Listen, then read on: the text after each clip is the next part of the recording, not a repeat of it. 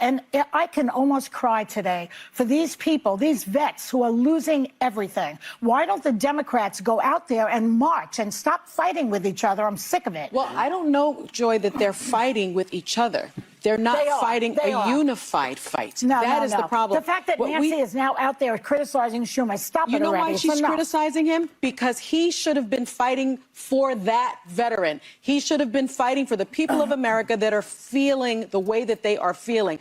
The Americans that I've spoken to, people that approach me almost every single day, say they don't feel like the party is fighting for them. This is not about...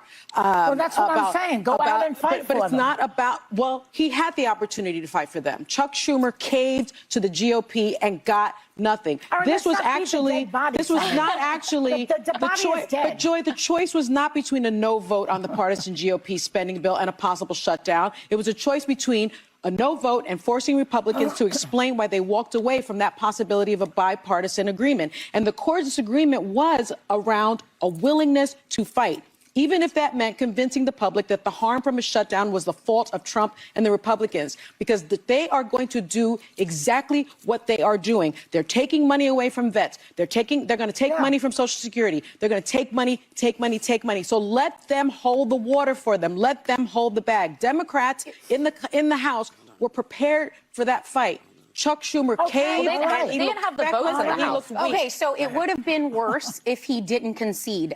It would have been worse. And that's what was surprising about Pelosi saying that, because she knows from her experience as Speaker of the House that the negotiator told Chuck Schumer he did not have the votes. He could not get the votes. He shut it down. And one thing that changed my mind is yesterday I called him on the carpet and said, how are you leadership when you only get 9 Democrats to follow you?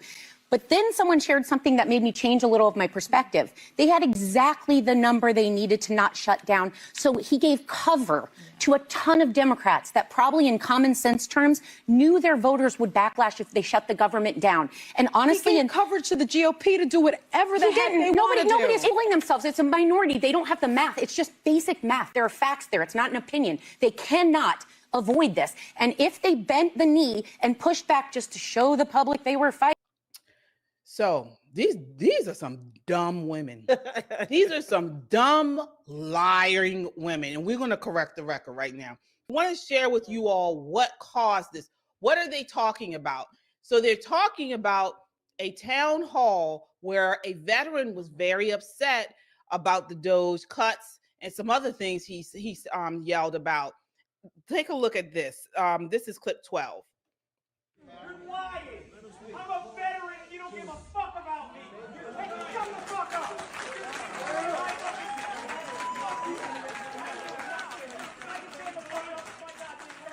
You don't get the public union to us. You don't get to take away our rights. You don't get to take our rights. Get off of me. You don't get to do this to us. Fuck you.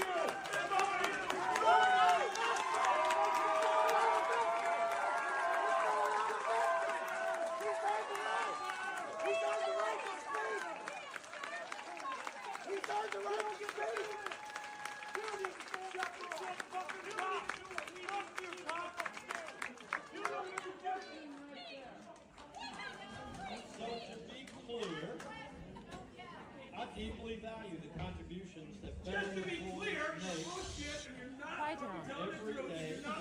Let him speak. Let him speak.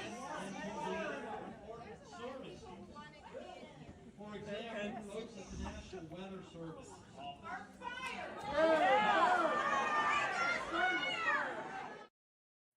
All right. So I want to start off by saying this. When President Trump was elected, many of us, we wanted him to get rid of the deep state. We wanted him to go in and get rid of the swamp. We wanted him to shake things up. We wanted him to get out these grifters in government who, have been in government, who have been just there to collect a check, weren't really doing work. Also, those NGOs and government bureaucracies that were not doing their job and were pushing back against his agenda. We wanted him to do it. And this is what he is doing. But I think a lot of people didn't know that it would also include getting rid of a lot of federal workers. Mm-hmm. Okay. Mm-hmm. Getting a lot of people we know. We're here in Maryland, which is a large portion of federal workers live here, live and work here in Maryland. And I have family, friends, Right. many people that have been laid off, who have been working for the federal government for 20 years, 30 years. And many of these people are not, partisan. Some of them voted for Trump. Right. And they are hard workers. Right. And my heart goes out to them. I have been laid off twice in my life. I know how it feels to be sitting in an office wondering, you hear the rumors first, oh, they're going to close us down, or they're going to lay offs are coming. This happened to me in 2008 when the market crashed. I wasn't a federal worker. I worked for the private industry. It is stressful. And then when you're laid off, it's even more stressful. I get it. I understand it. My heart and my prayers go out to anyone that is dealing with that.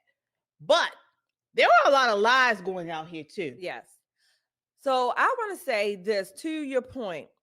We have a super chatter there first. Jasper.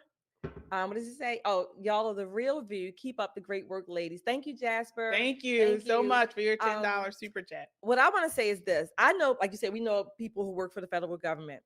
One of the things that I'm going to tell you what I've heard from them, some of these people who are being laid off, or they might know people who are being laid off. Their offices are being downsized. They said, this is what I hear collectively, that it seems that, like always, if you will, the little people are getting the brunt.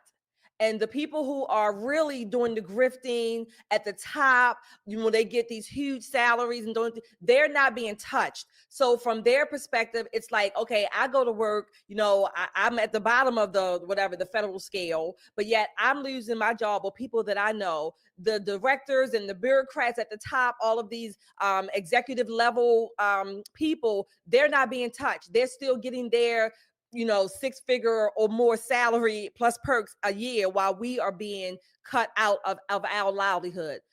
To that, I can understand that. And in some ways, I talk about that, not just with the federal government per se, but I talk about that mindset, or this idea of the government just being taking this largesse, this idea that they have all of this largesse and control over us. So I totally understand that perspective. Okay. I'm not poo-pooing that perspective at all. I will say this. The mindset, the mentality is that, number one, our government has grown so large. It is so encroaching over our lives, right? That's number one. Number two, something has to be cut. Much of it, I say across the board, top, whatever, has to be cut, because if you have more of your own money, there's no need to fund all of these bureaucrats and all of these extra positions and wherever. It won't be a need. You can have your money where you don't have to rely on the government to that extent. Are there positions in the government or services that we need? Yes, but nowhere near what our government has grown to in size and scope. Now, I do know there are, I want to say the AFGE, the American Federation of Government Employees. Over the last 50 years, the sheer number of government employees has relatively stayed the same, about 2 million, give or take. That's generally because of attrition, retirements, death, and then they replace those positions. So the number stays the same, give or take. Go ahead. But the government has grown the money by leaps right, and bounds. Right. The money, the employee-wise, right. Employee-wise, it's about the same. It's the scope of what they have their hands into, what they are collecting in revenues from the taxpayers. And granted, yes, federal employees pay taxes. Okay, we get that, right? But the private sector is the one who really fuels and funds the government by and large. The private sector is the one who's carrying the bulk of the brunt of all of the taxes, if you will. The private sector still employs more people, or the largest share of the workforce. Something has to be cut. Again, we are not, happy or excited about people losing their jobs. I just understand that our government needs to be cut. And again, I do agree to a large extent what those people are saying. The bureaucrats at the top, get rid of some of those high-end positions that do absolutely nothing except have a marquee on their door, director or whatever the case may be. Schedule meetings all day. Yes. But another thing, so the second half to this is the View ladies, particularly Sunny, just blatant lied. She just lied about a whole bunch of stuff. And what's happening is what we saw at that town hall. That was a town hall in North Carolina, Asheville, North Carolina. I know where that is. Over Doge cuts. The media, the left and mainstream media are pushing out the idea that President Trump and Elon Musk and Doge are cutting Social Security, Medicare, and Medicaid. It is not true. It's just not true. And first off, they have been saying this before Doge even started. Exactly. They were always pushing it that President Trump was going to cut Social Security. Folks, President Trump has at least said it 3 times. He is not cutting Social Security. He said it in 2015. He tweeted, "I was the first and only potential GOP candidate to state there will be no cuts to Social Security, Medicare, or Medicaid." Then 2016, his presidential campaign, he frequently assured voters, "I'm not going to cut Social Security like every other Republican." Then in February of last year, he said at a press conference, Social Security will not be touched. It will only be strengthened. And it is strengthened when they get the fraud and waste out. Exactly. There are so many people that are receiving benefits that either one are legally are not supposed to be receiving them, or 2, the way the system is set up, they don't need them and they're getting them. Exactly. So it needs to be an audit from the top down on these benefits, on the social, not on all of this stuff. To see what is truly needed and what is not, what is fraudulent and what is waste. Right. And if Congress would do its job, we would have better accounting. We would have better more transparency, if you will. And if they keep their hands out of the what they call the Social Security lockbox or the general fund or wherever it goes, then we would have a better understanding of what's coming in, what's going out, who's getting what. But again, the systems are not updated. The technology, again, you can go to almost any government office. We can't even call a government office that we might need to without being put on hold for 10 days. I mean, literally, or and then by the time the 10 days come, you get hung up on, and it's ludicrous. We don't deserve this, and we should not be paying for this incompetency, this lack of accountability, and we should not be paying for it, period. This largesse. Leave out money alone. Like you said, it's more money. It's all quadrupled in the amount of money that they receive, and it's become less and less efficient. Exactly. That needs to change, and the only way it can be changed if an audit is done, if they look through this, they go through it like with a fine-tooth comb and figure out what is going on. Right. So, that's what it is. And shame on the left. Shame on you. Shame on the mainstream media for peddling lies to veterans, to elderly people, getting them stressed out, getting them sick, getting them, as we saw this veteran worried that their benefits are going to be cut when that has not been true. It has not been said. It has not been true. It's not true at all. And again, they're using. They said that. I was about to say that they're using these people for their own political purposes to get them worked up and riled up. Your veterans benefits and Social Security are not going to be cut. That's it. Medicare, Medicaid. Again, you get the fraud and the waste and abuse out, then you're going to have a whole lot of savings. Okay, you weed out the roles of who actually needs these benefits and who doesn't.